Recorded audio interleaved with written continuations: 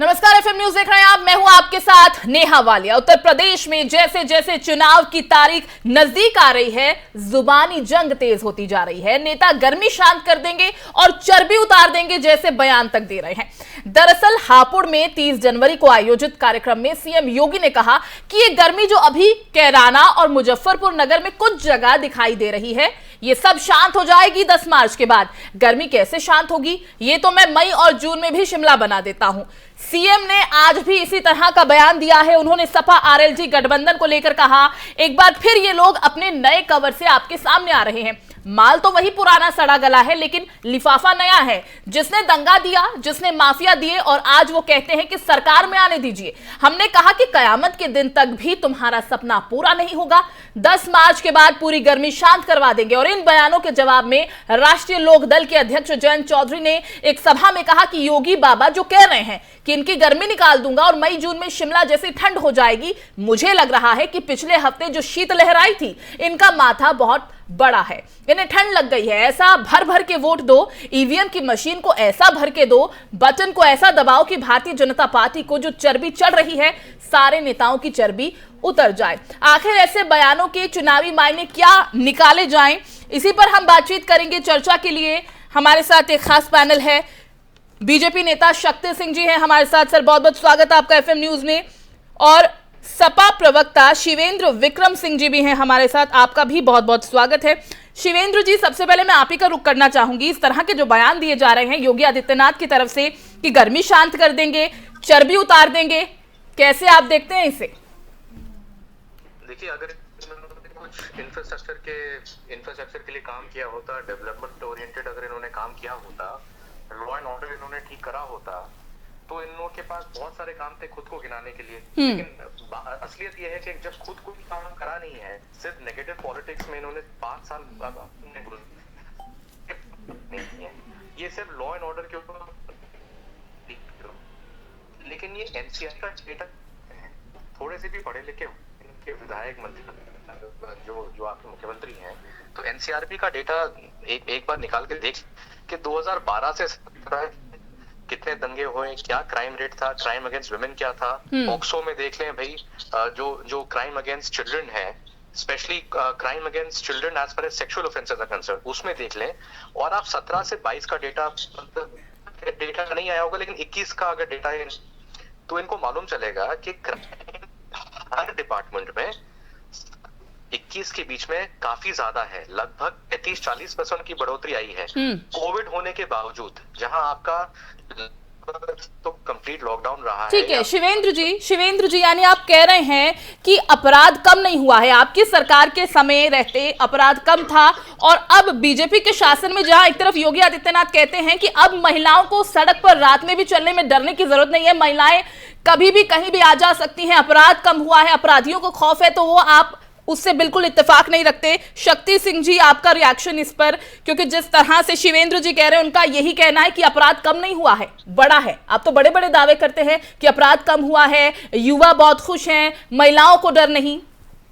प्रत्यक्ष को प्रमाण की आवश्यकता नहीं होती है। जिस प्रकार से नाहिद हसन को इन लोगों ने कैराना में टिकट दिया, एक अपराधी गतिविधियों में लिप्त व्यक्ति को, और उधर पूर्वांचल में मुख्तार अंसारी जैसे लोगों को सहयोगी दल के माध्यम से ये लोग इम्प्लांट करना चाहते हैं, ये बताता है इनकी मानसिकता को। और आप आंकड़े उठाकर देख लीजिए, आज पूरे प्रदेश में कोई भी माफिया हो, कहीं कोई जंगल राज जैसी चीजें नहीं बच गई हैं, और बुलडोजर के नाम से लोगों के मन में भय है और आम जनता के मन में विश्वास है। और इस समय चुनावी बरसात में फिर ये लोग जो अराजकता फैलाने का काम कर रहे हैं, लोगों में असंतुष्टि बनाने का काम कर रहे हैं, इसके लिए बिल्कुल सही बात है कि 10 मार्च को फिर भगवा लहराएगा और एक मजबूत सरकार बनेगी हमारी, और फिर उत्तर प्रदेश सुरक्षित महसूस कर पाएगा। लेकिन अखिलेश यादव तो कह रहे हैं कि बीजेपी डराने धमकाने की कोशिश कर रही है, अब यहाँ तक पे उतर आई है जीतने के लिए। आप अखिलेश यादव जी के सारे इंटरव्यूज देख लीजिए, बयान देख लीजिए, बौखला गए हैं। उनको कुछ समझ में नहीं आ रहा है और सिर्फ लोगों को भटकाने का और बरगलाने का काम कर रहे हैं। शिवेंद्र जी, हमारी सरकार आ रही है। ठीक है शिवेंद्र जी, शक्ति सिंह का कहना है कि अखिलेश यादव अब बौखला गए हैं क्योंकि उन्हें पता है कि सत्ता में वो तो आने वाले नहीं है। इस तरह के बयान इसीलिए दिए जा रहे हैं। देखिए, मेरे ख्याल से ये अखिलेश जी के इंटरव्यू ढंग से सुनते नहीं है या इनको समझ में नहीं आ रहा है। जो अखिलेश जी के जो बयान है वो डेवलपमेंट ओरिएंटेड है।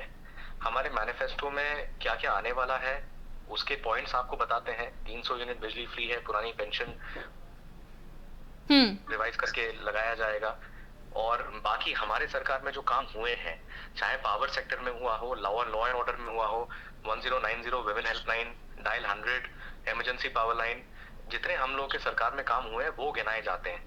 और आने वाले समय में जो हम जो हमारा संकल्प पत्र जो आने वाला है उसमें जो हम लोग काम प्रपोज कर रहे हैं उसके बारे में जो बात कर। ठीक है शिवेंद्र जी, आप बिजली की बात कर रहे हैं और भी चीजें आपने कही कि आप अपने घोषणा पत्र में आपने कई बातों का जिक्र किया कि ये तमाम जो चीजें हैं दी जाएंगी उत्तर प्रदेश की जनता को, वायदे किए हैं। देखिए, वायदे का पिटारा हर कोई खोलता है, बीजेपी ने भी खोला है, अभी आप भी कह रहे हैं कि बहुत सारे वायदे किए हैं जनता से जो पूरे नहीं किए गए इन 5 सालों में। जनता उसका जवाब देगी, खैर वो तो आने वाला समय बताएगा, लेकिन वायदे आप भी कर रहे हैं वो भी आने वाला वक्त ही बता पाएगा, क्योंकि जनता का यही कहना है कि खुश वो ना तब थी ना अब है। शिवेंद्र जी जी जी हाँ, तो देखिए, जो वायदे हम कर रहे हैं वो कोई हवा में नहीं कर रहे हैं। जो वादे करे जा रहे हैं उसको बाकायदा अब 300 यूनिट बिजली कैसे दी जाएगी, उसका जो रिसोर्स है वो कहाँ से लाया जाएगा, वो हम इकोनॉमिस्ट से समझ के प्रॉपर उसे एक प्रॉपर चैनल के थ्रू कर रहे हैं। ऐसे नहीं कि हमको मन हुआ तो हमने दिया, ऐसा नहीं है। उसको बाकायदा स्टडी करके रिसर्च करके तब बोला जा रहा है, और जब समय आएगा सरकार बनेगी तो उसका इम्प्लीमेंटेशन भी उस हिसाब से होगा। और जहां तक लॉ एंड ऑर्डर का सवाल है, मैं इनको फिर बोल रहा हूँ, इनको फिर याद दिला रहा हूँ, जो प्रवक्ता है भाजपा के वो एक बार एनसीआरपी डेटा निकाल के तो देखें, तब हमसे बात करें कि लॉ एंड ऑर्डर का जो ग्राफ है वो इनके सरकार में काफी बढ़ गया है, लगभग 40% बढ़ा है। और फिर मैं इस बात को दोहरा रहा हूँ कि हर डिपार्टमेंट में बढ़ा है, खास करके crime against women and crime against जो क्राइम अगेंस्ट चिल्ड्रन है वो बढ़े हैं। Sexual offences against children, sexual offences against women बढ़े हैं। ये देखें तो अभी हाल ही में जो आपके जो हाथरस वाली घटना हुई थी, लगभग उसका रिपीट हुआ है अभी वेस्टर्न यूपी में। ये किस लॉ एंड ऑर्डर की बात कर रहे हैं? 5 साल के मुख्यमंत्री बने हैं योगी आदित्यनाथ। अगर उनका इतना सक्सेसफुल टेन्योर था तो जाके पॉजिटिव पॉलिटिक्स करते, अपने काम जो उन्होंने करे वो गिनाते। वो तो नेगेटिव पॉलिटिक्स में लगे हुए। शक्ति सिंह जी इसका जवाब दीजिए। शक्ति सिंह जी इसका जवाब दीजिए। मुझे इस बात का जवाब चाहिए कि नाहिद हसन जी जैसे लोगों को ये लोग सत्ता में लाना, ऐसे लोगों को ये टिकट क्यों दे रहे हैं, इसका जवाब अखिलेश यादव जी दे दें। और ये पूरा प्रदेश जानता है कि किस प्रकार से रोजगार पे इस सरकार ने काम किया है, लोगों को आवास मिला है, लोगों को 18 करोड़ लोगों को अनाज मिल रहा है। इससे पूरे प्रदेश की आवाम, पूरे प्रदेश की जनता वाकिफ है। इस बात का जवाब दें अखिलेश शक्ति जी। लेकिन जनता तो इस वक्त परेशान है कई मुद्दों को लेकर। महंगाई की जो मार झेल रही है वो किसी से छुपा नहीं है। आम जनता इस वक्त कितनी ज्यादा परेशान है, हमने देखा, बजट भी सामने आया, आम आदमी के लिए क्या कुछ सौगातें थी वो किसी से छुपा नहीं है। तो ऐसे में महंगाई के लिए क्या किया जा रहा है, ये अपने आप में बड़ा सवाल है, क्योंकि सबसे ज्यादा इस वक्त जो परेशान है, क्योंकि कोरोना की मार हर किसी ने झेली है, उसका दंश आज भी हम झेल रहे हैं, और सबसे ज्यादा परेशानी किसी ने झेली है, उठाई है, तो वो मिडिल क्लास रहा। बिल्कुल, इस पैंडेमिक के दौर में जहां पे पूरी दुनिया प्रभावित है, उसमें भी भारत बहुत मजबूती से खड़ा है। और आप देखिए कि किस तरीके से हमने वैक्सीनेशन भी फ्री में लोगों को दिया है। और आज गरीब जो अंतिम, इस समाज का जो अंतिम व्यक्ति है, 18 करोड़ लोगों को हम अनाज भी देने का काम कर रहे हैं। तो इन चीजों को हम दिखा रहे हैं और इन चीजों की हम बात कर रहे हैं। लेकिन जो विपक्ष है वो सिर्फ खोखले वादे कर रहा है। चुनावी समय आ गया, आज वादे कर रहे हैं। और भारतीय जनता पार्टी इस बात की गवाह है कि जो हम लोग मैनिफेस्टो में लाए हैं, जो वादे करते हैं, उसको पूरा भी करने का काम करते हैं। शिवेंद्र जी, एक छोटा सा रिएक्शन इस पर आपका। जी, सबसे पहले तो मैं इनसे ये पूछना चाह रहा हूँ कि इलेक्शन कमीशन का एक गाइडलाइन है कि जो भी आपके प्रत्याशी हैं उनका क्रिमिनल जो भी रिकॉर्ड है या जो भी उनका क्रिमिनल फिलहाल जो भी केसेस चल रहे हैं अक्रॉस ऑल कोर्ट्स, उसकी एक सूची सोशल मीडिया पे या किसी भी मीडिया पे जारी की जाए। तो ये जरा कंपेयर कर लें कि भाजपा के जो प्रत्याशी अभी तक इन्होंने घोषित करे हैं और सपा की जो लिस्ट आई है जितने प्रत्याशी घोषित हुए हैं, वो जरा कंपेयर कर लें कि criminal offences against their contestants किसके ज्यादा है, हमारे ज्यादा है, इनके ज्यादा है। ठीक है, पहली बात तो ये हो गई। दूसरी बात ये कह रहे हैं कि वैक्सीनेशन इन्होंने करा। देखिए, वैक्सीनेशन आपने करा तो कोई आपने एहसान नहीं करा, कोई आपने खुद का पॉकेट से पैसा नहीं किया है, जो है वो भारत के ट्रेजरी से किया है। इतिहास गवाह है कि जितने वैक्सीनेशन ड्राइव्स कंट्री में हुए हैं इंडिपेंडेंस से लेके आज तक, वो सब फ्री में हुए हैं, सरकारों ने फ्री में करे हैं, आपने कोई एहसान नहीं करा। लेकिन शिवेंद्र जी, आपकी पार्टी तो पहले इसमें सहयोग में भी नहीं थी, आपकी पार्टी तो सहयोग भी नहीं कर रही थी। अखिलेश यादव खुद नहीं चाह रहे थे, वो खुद वैक्सीनेशन के लिए किस तरह की बातें कर रहे थे वो किसी से छुपा नहीं है। खैर, आपने ये माना तो सही कि पार्टी जो है वैक्सीनेशन का काम कर रही है, और भले ही आप इसे किसी दूसरे तरीके से ले रहे हो, लेकिन इस वक्त मुझे ये लगता है कि जब देश इस महामारी का दंश झेल रहा है, उस समय में सभी पार्टियों को एक साथ आना चाहिए और इस महामारी का एक साथ सामना करना चाहिए, ना कि वैक्सीनेशन को हथियार बनाना चाहिए, लेकिन पैंडेमिक से लड़ने के लिए, ना कि एक दूसरे पर आरोप प्रत्यारोप के लिए। नहीं लगता आपको? ये क्वेश्चन मेरे लिए है? जी सर, मैंने आप ही को इंटरप्ट करके बोला सर।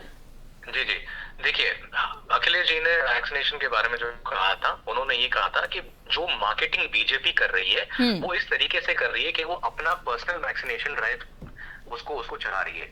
अखिलेश जी ने कहा था कि अगर फोटो लगनी चाहिए तो जो साइंटिस्ट हैं जिन्होंने बनाया है उनकी फोटोग्राफ लगनी चाहिए कोविड सर्टिफिकेट में।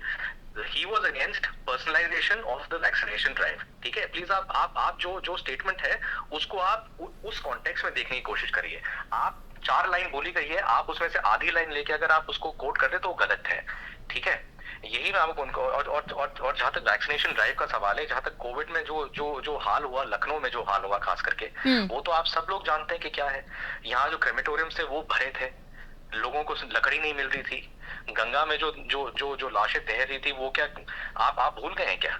सर, वो दृश्य कोई नहीं भूला सर, उस दृश्य को कोई भुला भी नहीं सकता, क्योंकि जो उस वक्त किसी ने भी झेला, अपनों को खोया, वो कोई भुला नहीं सकता सर। इसीलिए मैंने कहा कि इस वक्त सभी का एक साथ आना बहुत ज्यादा जरूरी है। खैर, आप दोनों का बहुत बहुत शुक्रिया हमारे साथ जुड़ने के लिए, समय की कमी है हमारे पास। तो अखिलेश यादव कह रहे हैं कि हम अब जिस तरह से बीजेपी इस बात को उठा रही है, क्योंकि बार बार जिस तरह के बयान सामने आ रहे हैं, योगी आदित्यनाथ अब कह रहे हैं कि गर्मी शांत कर देंगे, चर्बी उतार देंगे, इस तरह की बयानबाजी की जा रही है, क्योंकि सभी जानते हैं चुनाव अब सर पर हैं। ऐसे में हर पार्टी चाहती है कि जीत का दम भरे, और उसी की तर्ज पर इस तरह की बयानबाजी भी हो रही है।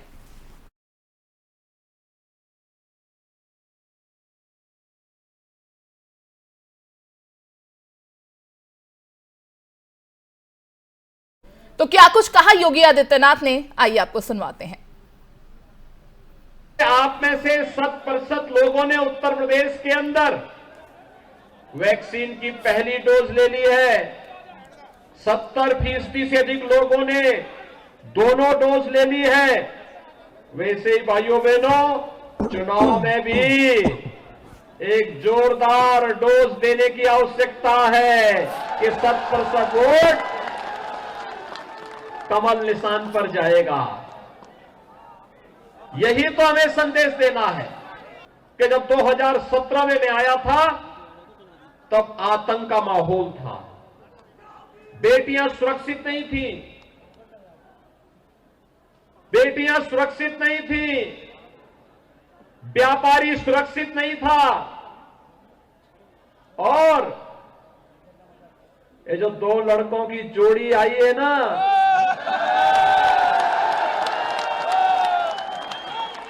ये 2 लड़कों की जोड़ी 2017 में भी बनी थी, 2014 में भी बनी थी। 2017 में प्रदेश की जनता ने एक दिल्ली में रहने वाले और एक लखनऊ में रहने वाले दोनों जोड़ी को कहा था कि तुम इस लायक हो ही नहीं भाई। याद करिए, मैं आपको याद दिलाने के लिए आया हूं। भाइयों बहनों, 2013 में जब मुजफ्फरनगर का दंगा हुआ था और सचिन और गौरव नाम के 2 जाट युवकों की निर्मम हत्या हुई थी, लखनऊ वाला जो लड़का है ना, इस सत्ता में था और तब हत्या करवा रहा था। और उत्तर प्रदेश चुनाव को लेकर हर किसी राजनीतिक दल, हर किसी बड़ी पार्टी के मन में ये डर है कि आखिर मायावती मौन क्यों है, चुप क्यों है, वो अभी तक मैदान में क्यों नहीं उतरी हैं। लेकिन इसी का जवाब दे दिया है मायावती ने अपनी रैली से। क्योंकि हर कोई ये जानना चाहता था कि जहां जीत का धम बढ़ती पार्टियां नजर आ रही हैं, मायावती कहां है। इस जहन में सवाल उठ रहा था, बीएसपी आखिर खामोश क्यों है। लेकिन बुधवार को बीएसपी सुप्रीमो मायावती ने आगरा में पहले चुनावी रैली के जरिए अगर मगर के सभी अटकलों पर विराम लगा दिया है। बीएसपी सुप्रीमो मायावती ने आगरा के कोठी मीना बाजार मैदान पर जनसभा को संबोधित करते हुए ऐलान किया कि बीएसपी पूरे दमखम के साथ चुनाव लड़ रही है। उन्होंने जनसभा में दलितों को बीएसपी को वोट देने की अपील की, साथ ही विपक्षी पार्टियों पर भी जमकर निशाना साधा। बसपा सुप्रीमो ने योगी सरकार पर निशाना साधा। उन्होंने कहा कि बीजेपी के अधिकांश जो नीतियां हैं वो जातिवादी और पूंजीवादी और आरएसएस के संकीर्ण एजेंडे पर ही केंद्रित रही। वहीं सपा पर भी हमला बोला और कहा कि सपा की सरकार में गुंडों, माफिया, लूट खसोट करने वालों का राज रहा है, जिस वजह से यूपी में लगातार दंगे होते रहे हैं। कांग्रेस पर भी वार किया और कहा कि वो अपनी गलत नीतियों के कारण न सिर्फ केंद्र की सत्ता से ही बेदखल नहीं हुई, बल्कि यूपी में भी उसका नामो निशान मिट गया है। साथ ही उन्होंने कांग्रेस पर दलितों और पिछड़ों के खिलाफ होने का आरोप लगाया। रैली के दौरान उन्होंने क्या कुछ कहा वो आपको सुनवाते हैं।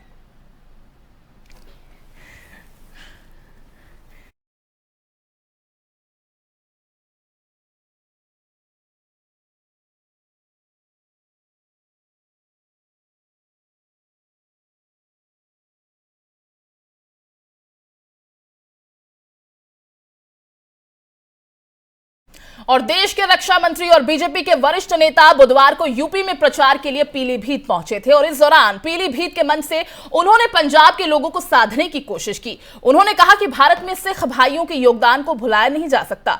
भारत की संस्कृति की रक्षा करने में अपना सर काटने का काम अगर किसी ने किया है तो हमारे सिख भाइयों ने किया है। साथ ही उन्होंने कहा कि बिहारी ताकतों के साथ अंदर की कुछ ताकतें भी हमारे इस भाईचारे के रिश्ते को तोड़ने की कोशिश कर रही हैं। क्या कुछ उन्होंने कहा वो आपको सुनवाते हैं। पीलीभीत में सचमुच मुझे आकर बेहद खुशी हो रही है। लखीमपुर और पीलीभीत दोनों के इतिहास से मैं अच्छी तरह परिचित हूं। वैसे बहुत विकसित जिला न होने के बावजूद मैं कह सकता हूं कृषि के क्षेत्र में, किसानी के क्षेत्र में काफी यहां लोगों ने काम किया है। यहां हमारे सिख भाइयों के योगदान को मैं भूल नहीं सकता हूं। मेरे बहनों भाइयों, कृषि क्षेत्र में चाहे लखीमपुर हो चाहे यहां हो, जो उनका योगदान है, जो काम उन्होंने किया है। और मैं यह भी बतलाना चाहता हूं बहनों भाइयों, इस सच्चाई को भी याद रखना,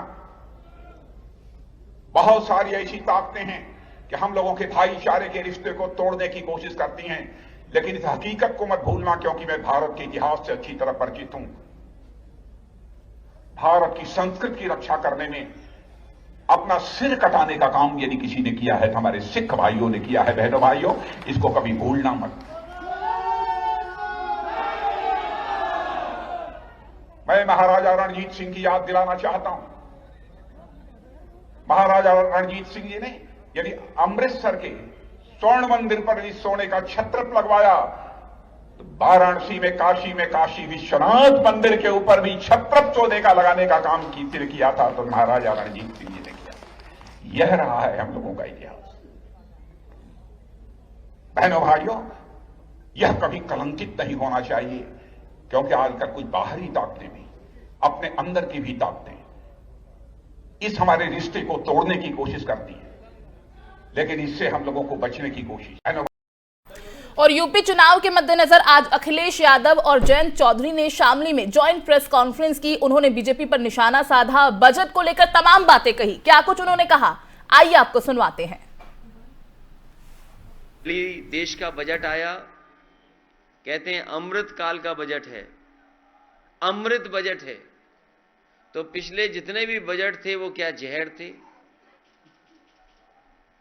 ये भारतीय जनता पार्टी के लोग सोचते हैं कि हम शब्दों के खिलवाड़ से लोगों को भ्रमित कर सकते हैं। अमृत काल का बजट, अमृत बजट कहना, पिछले जो भी बजट थे वो जहर समान थे क्या? और अगर हम सही मायने में देखें तो भारतीय जनता पार्टी भी देखिए क्या है, गरीबों के लिए हीरे सस्ते किए हैं, चप्पल जूते सस्ते किए हैं। कितने गरीब को लाभ होगा हीरा अगर सस्ता हो जाएगा तो? जूते चप्पल सस्ते किए। और सच तो यह है कि रोजगार को लेकर के और अपनी परेशानी को लेकर के लोगों के जूते घिस गए हैं। एक भी परेशानी का ये निराकरण नहीं कर पाए हैं। इसलिए जहां Bharatiya Janata party negative politics कर रही, नकारात्मक राजनीति कर रही है, गठबंधन भाईचारा को लेकर के आगे बढ़ेगा। मुझे खुशी है कि शामली में भाईचारा का स्तंभ बनेगा। तीनों के तीनों प्रत्याशी गठबंधन की ऐतिहासिक जीत करके जाएंगे। जो लोग हमें बांटने की कोशिश कर रहे हैं, जिन लोगों ने किसानों का सम्मान नहीं किया, नौजवानों को रोजगार नहीं दिला पाए, अब उनका वक्त खत्म है। और जिस तरह से उम्मीद के साथ सभी जाति और वर्ग का समर्थन आज गठबंधन के पक्ष में आता दिख रहा है, खासतौर से जो यूथ वोट है, जब मैं शब्द उम्मीद का इस्तेमाल कर रहा हूं, वो यूथ वोटर जो है वो उम्मीद और विश्वास के साथ आ रहा है।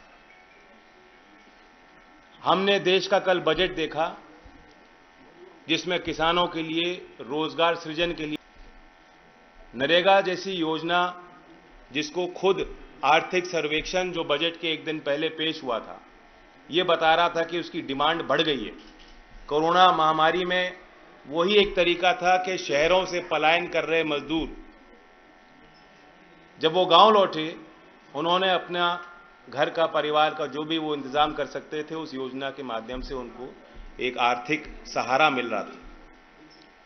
पिछले वर्ष नरेगा में 1,11,000 करोड़ रुपए खर्च हुए और इस साल के बजट में सिर्फ 73,000 करोड़ का आवंटन सरकार ने किया है। 2018-19 यानी 3 वर्ष पहले औसतन 51 मैन डेज मिलते थे, जहां 100 दिन का रोजगार योजना में देने हैं, 51 दिन केंद्र सरकार दे रही थी, जो एक अन्याय है। और वो इस बजट ने और घटा दिया, सिर्फ 44 दिन का काम इस योजना में हम मजदूर को देना चाहते हैं। बढ़ते आगे, प्रधानमंत्री नरेंद्र मोदी ने आज बजट और आत्मनिर्भर अर्थव्यवस्था पर विस्तार से बात करने के लिए देश भर के भारतीय जनता पार्टी के कार्यकर्ताओं को संबोधित किया। उन्होंने कहा कि वित्त मंत्री निर्मला सीतारमण ने बहुत ही खूबसूरती और अच्छे ढंग से बजट के पहलुओं को हमारे सामने रखा। बजट स्पीच में पूरा बजट संभव नहीं होता, क्योंकि बजट में बहुत बड़ा दस्तावेज होता है, बारीकियां होती हैं और सदन में यह सब बोलना संभव नहीं होता। पीएम मोदी ने कहा कि यह समय नए अवसरों का है, नए संकल्पों की सिद्धि का समय है। बहुत जरूरी है कि भारत आत्मनिर्भर बने और आत्मनिर्भर भारत की नींव पर एक आधुनिक भारत का निर्माण हो। आइए आपको सुनवाते हैं क्या कुछ कहा प्रधानमंत्री नरेंद्र मोदी ने। बीते 7 वर्षों में जो निर्णय लिए गए, जो नीतियां बनी, पहले की जिन नीतियों में गलतियों को सुधारा गया, उस वजह से आज भारत की अर्थव्यवस्था का निरंतर विस्तार हो रहा है। 7-8 साल पहले भारत की जीडीपी 1,10,000 करोड़ रुपए की थी। आज भारत की अर्थव्यवस्था 2,30,000 करोड़ के आसपास की है। साथियों, इस बार बजट में एक बात जो सबसे खास और सबसे अलग है, वो है पब्लिक इन्वेस्टमेंट।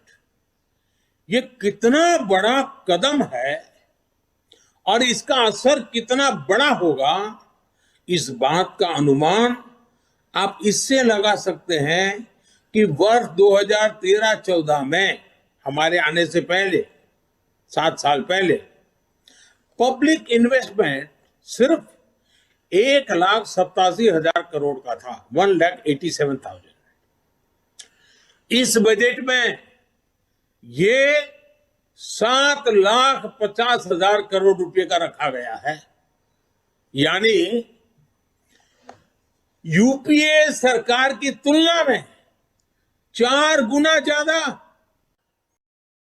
और वहीं यूपी में विधानसभा चुनाव को लेकर बीजेपी अब एड़ी चोटी का जोर लगाते हुए नजर आ रही है। बीजेपी ने अपने तमाम स्टार प्रचारकों को चुनावी मैदान में उतार दिया है, जिससे बीजेपी की कोशिश है कि पहले चरण में होने वाले विधानसभा चुनाव से पहले बीजेपी ज्यादा से ज्यादा मतदाताओं को अपनी तरफ कर सके। अब इसी कड़ी में आज बीजेपी के चाणक्य कहे जाने वाले केंद्रीय गृह मंत्री अमित शाह ने अतरौली में जनसभा को संबोधित किया। अमित शाह अतरौली से सपा पर जमकर भी बरसे और अखिलेश यादव पर हमला बोलते हुए उन्होंने क्या कुछ कहा है वो आपको सुनवाते हैं। भाइयों बहनों, मैं पूछना चाहता हूं, मोदी जी के राज में हर गरीब के घर में शौचालय पहुंचा है। अगर सपा की सरकार होती तो गरीब के घर में कभी शौचालय आता क्या? बताइए, आता क्या? हर गरीब के घर में बिजली पहुंची है। अगर समाजवादी पार्टी की सरकार होती तो गरीब के घर में बिजली आती क्या? जोर से बोलिए, आती क्या? हर गरीब की महिला के घर में गैस का सिलेंडर पहुंचा है। भाई पहुंचा है नहीं पहुंचा है? पहुंचा है नहीं पहुंचा है? अगर समाजवादी पार्टी की बुआ भतीजे की सरकार होती तो गैस का सिलेंडर पहुंचता क्या? पहुंचता क्या? 5 लाख तक की सारी बीमारियों का इलाज, 5 लाख तक का सारा खर्चा आज नरेंद्र मोदी जी ने दिया हुआ एक आयुष्मान भारत का कार्ड कर रहा है। मुझे बताइए माताओं, बहनों, भाइयों, सपा बसपा ने कभी ऐसी व्यवस्था करी थी क्या? जोर से बोलिए, करी थी क्या? जब कोरोना आया तो रोजगारी गरीब की छीन ही जाएगी। लॉकडाउन हो गया, बंद हो गया, कल कारखाने बंद हुए, ऑटो रिक्शा बंद हो गए, दुकानें बंद हो गई। गरीब क्या खाएगा? जो हर रोज लाकर हर रोज खाता था उसके खाने के लाले पड़ने लगे। मित्रों, नरेंद्र मोदी जी ने देश के 80 करोड़ गरीबों को और मेरे उत्तर प्रदेश के 15 करोड़ गरीबों को 2 साल से प्रति व्यक्ति 5 किलो अनाज भेजने का काम। तो तमाम पार्टियों की तरफ से कोशिशें लगातार जारी हैं, वादों के पिटारे भी खोल दिए गए हैं, लेकिन आने वाले समय में जनता को किसका साथ चाहिए वो जनता अपनी कीमती मत से तय करेगी। फिलहाल दीजिए इजाजत, नमस्कार।